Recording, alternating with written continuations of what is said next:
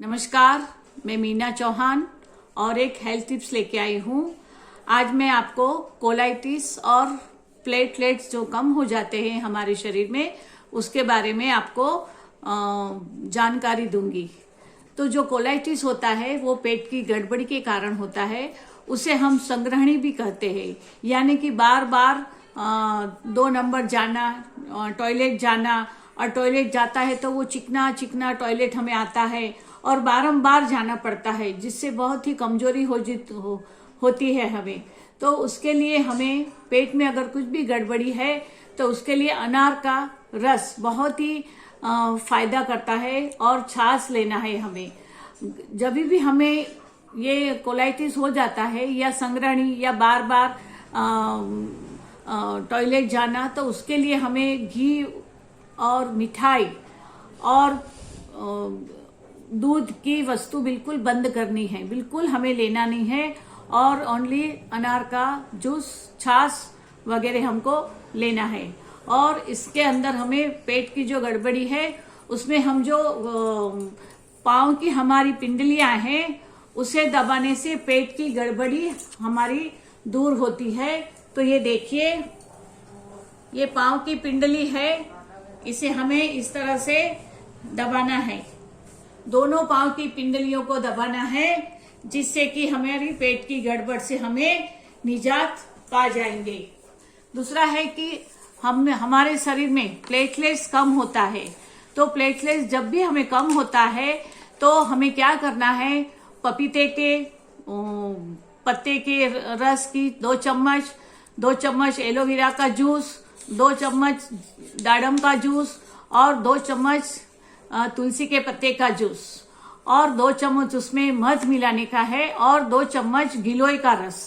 ये सब जूस हमें मिक्स करके हमें दिन में 3 से 4 बार लेना है, जिससे कि प्लेटलेट्स हमारे तुरंत ही बढ़ जाएंगे। पहले ही दिन हमारे 10 से 15,000 प्लेटलेट्स बढ़ेंगे और दूसरे दिन 50,000 से ऊपर हमारे प्लेटलेट हो जाएंगे।